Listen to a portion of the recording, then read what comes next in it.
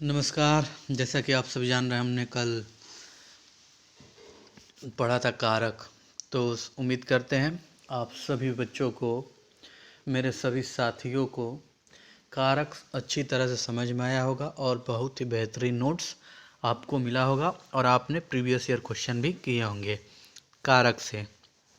ठीक है, तो साथियों उसी के संबंध में आज का हमारा टॉपिक है काल।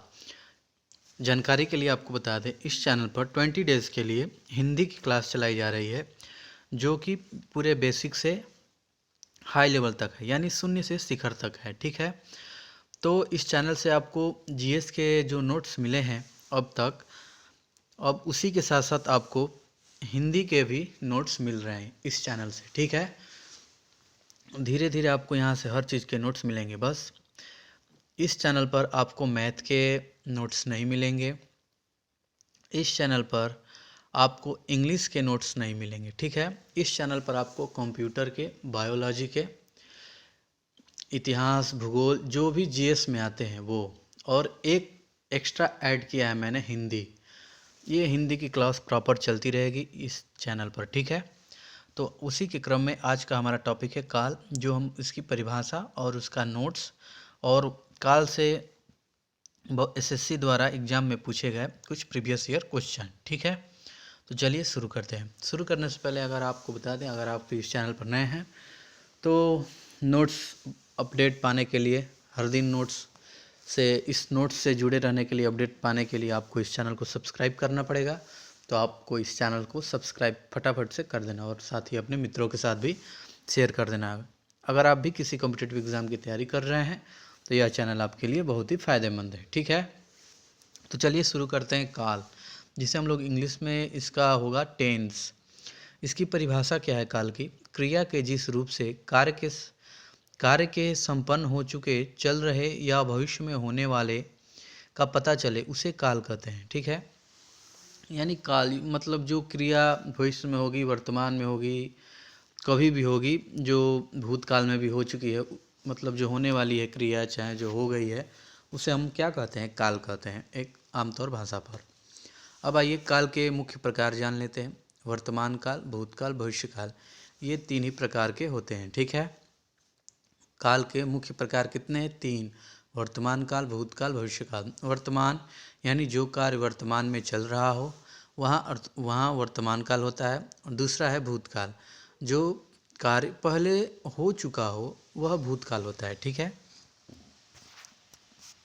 अब जैसे एसएससी जीडी की भर्ती आई है ना 2023 में, अभी एग्ज़ाम नहीं हुआ है, तो एसएससी जीडी का फॉर्म भी फिलअप हो गया है, एग्ज़ाम डेट भी समाप्त हो गया है, वो बीत गया, तो ये क्या हो गया? आपका भूतकाल हो गया। अब भविष्य काल कि एसएससी जीडी का एग्ज़ाम आने वाला है, तो वो भविष्य हो गया। समझ रहे हैं? बातें आपको क्लियर हो रही होंगी। जो कार्य भविष्य में होगा वह भविष्य काल होता है। ठीक है, अब आइए निम्न वाक्यों में काल को पहचानते हैं। ये प्रीवियस ईयर क्वेश्चन है जो पूछे गए हैं, उसको मैंने यहाँ से उठाया है। देखिए, पहला है तुमने अपना काम कर लिया है, तो यह कौन सा वाक्य हो जाएगा? भूतकाल। वह कक्षा 8 में पढ़ रहा होगा, ये क्या है? वर्तमान है। शायद आज बारिश आ जाए, यह भविष्य की बात की जा रही है। उसके साथ ये हादसा दिन में हुआ होगा, यह भूतकाल है। तुम रोज़ सुबह उठकर चाय पीते हो, यह वर्तमान है। जैसे आपकी मम्मी कह लें तुम रोज़ सुबह मतलब तुम रोज़ सुबह उठ करके चाय पीते हो, तो यानी ये वर्तमान में क्रिया रोज़ होती है, तो ये वर्तमान में चला गया। कुल मिलाकर ये बात है, जो शब्द, जो वाक्य लिखा रहेगा, आपको उस वाक्य को पढ़कर अपने विवेक से वहाँ पर विवेक प्रयोग करके आपको पता करना है कि यह वाक्य किस चीज़ का है, वर्तमान का है कि भविष्य का है कि भूतकाल का है। ठीक है, तो अब आइए वर्तमान काल से आने वाले प्रश्न क्या क्या बन सकते हैं, एक एक धागा उसका खोल रहे हैं। ठीक है, आइए वर्तमान काल साधारण एक वर्तमान काल होता है। दूसरा अपूर्ण, जो कि तत्कालिक वर्तमान होता है, जिसे अपूर्ण या तत्कालिक वर्तमान बोलते हैं। एक होता है पूर्ण वर्तमान, एक होता है संदिग्ध वर्तमान। पांचवा क्या है? संभाव्य वर्तमान। ठीक, साधारण वर्तमान क्या होता है? जो वर्तमान क्रियाएं होती हैं, जैसे मैं रोज़ नहाता हूँ, रमेश रोज़ पढ़ता है, सीता कपड़े धोती है, वे शाम को टहलने जाते हैं। ये हमारा क्या हो गया? इस साधारण वर्तमान हो गया। हर एक हो गया अपूर्ण तत्कालिक वर्तमान। क्या है? वे क्रियाएं जो वर्तमान में चल रही हैं।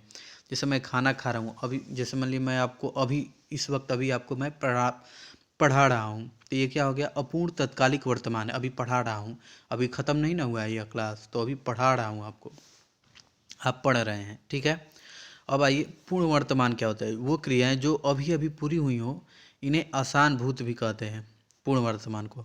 जैसे मैंने खाना खा लिया, जैसे मैंने अभी अभी मैंने आपको पढ़ा दिया, तो अभी जस्ट अभी ख़त्म हुआ है, तो ये कौन सा हो गया, यह पूर्ण वर्तमान हो गया, ठीक है। संदिग्ध वर्तमान क्या होते हैं, जहाँ किसी क्रिया के वर्तमान में होने को लेकर संदेह हो, वहाँ संदिग्ध वर्तमान होता है। वह पढ़ रहा होगा, वर्षा हो रही होगी, जैसे आप लोग अंदाज, ये क्या सर ये ख़त्म कर पाएंगे, या मतलब यह जो नोट्स पढ़ाया जा रहा है क्या यह ख़त्म हो सकता है या नहीं हो सकता है, इससे भी आप अंदाज़ा लगा सकते हैं, ठीक है। उम्मीद करते हैं आपको यह सारी बातें समझ में आ रही होंगी। अब आइए भूतकाल को जानते हैं। भूतकाल में भी उसी तरह है, साधारण भूत होता है, एक अपूर्ण भूत होता है, पूर्ण भूत होता है। उसी के क्रम में एक हेतु मद क्रिया होती है। ये हेतु मद जो भूत है यह बहुत ही आपको इससे क्वेश्चन मिलते हैं, बहुत ही रेयर प्रश्न है, बहुत ही कॉमन है और कई बार एग्जाम में पूछा गया है। इसको आपको ध्यान से पढ़ना होगा, ठीक है। अभी आपको बताते हैं हेतु मद भूत क्या होता है। और ये जो हमारा छठा है संदिग्ध भूत, इसको एक एक करके आइए समझाते हैं आपको। साधारण भूत वही हो गया जो क्रिया के संपन्न होने का बात हो, वहाँ साधारण भूत कहलाता है। उसने खाना खा लिया, वह काम खत्म कर चुका, ये सब हमारा साधारण भूत में आता है। दूसरा है अपूर्ण भूत में, वह क्रिया जो भूतकाल में चल रही हो वहाँ अपूर्ण भूत होता है, और पूरी ना हुई हो तो वह अपूर्ण है। मतलब इस हेडिंग से ही पता चला है अपूर्ण, यानी जो वाक्य अपूर्ण होगा वह अपूर्ण भूत होगा, ठीक है। पूर्णभूत वह क्रिया जो भूतकाल में ही पूरी हो चुकी हो वह पूर्णभूत होता है। उसने खाना खा लिया था, मैं पढ़ाई कर चुका था, तुमने RWA से किताब खरीद ली थी। हालांकि RWA बहुत ही प्रचलित है। आसन भूत, इससे पूर्ण वर्तमान वाले उदाहरण रहेंगे। वह खाना खा चुका है, तुमने सब्जी खरीद ली है, ठीक है। ये सब क्या है, हमारे आसन भूत के वाक्य हैं, ठीक है। अब आइए हेतु मदभूत, ये बहुत ही पूछा जा रहा है एग्ज़ामों में। आइए आपको बताते हैं। ये अभी हाल ही में जो CRPF ने एग्ज़ाम कराया था SCM का, उसमें भी यह क्वेश्चन आया था, इससे बना था, ठीक है। बहुत ही शानदार प्रश्न है, आपको इससे ज़रूर समझना चाहिए। इसमें भूतकाल में क्रिया के पूरा होने की शर्त दी जाती है, यानी इसमें भूतकाल में क्रिया के पूरा होने की शर्त दी जाती है। यह हेतु मद भूतकाल है, ठीक है। यदि मैं दिल्ली गया होता तो बिल्ली लाया होता, काश मैं पढ़ा होता, यानी जो अपूर्ण होगा वाक्य उसे हम क्या कहेंगे, हेतु मद भूत कहेंगे, ठीक है। उसी में आज का हमारा भविष्यकाल में पढ़ेंगे। जहाँ क्रिया के होने की संभावना होती है भविष्य में, वह भविष्यकाल होता है। और इसमें 3 वाक्य बनते हैं, साधारण भविष्य, संभाव्य भविष्य, एक हेतु मद भविष्य, ठीक है। साधारण भविष्य जहाँ पर क्रिया का भविष्य में होना पाया जाए वहाँ साधारण भविष्य होता है। वह नहाने जाएगा, वह इतनी आसानी से नहीं जाएगा, वह यह काम नहीं करेगा, ठीक है। एक होता है संभाव्य भविष्य, जहाँ क्रिया के भविष्य में होने की आशंका हो वहाँ संभाव्य भविष्य होता है, ठीक है। शायद आज बारिश आ जाए, यहाँ पर संभावना प्रकट की जा रही है, शायद आज बारिश आ जाए, शायद आज RPF की वैकेंसी आ जाए, ठीक है। ये मतलब संभाव्य प्रकट किया जा रहा है, तो ये हमारा वो हो गया, ठीक है। तो आज हमने बच्चों काल को अच्छी तरह से पढ़ लिया, ठीक है। तो आज का हमारे लिए बस इतना ही है।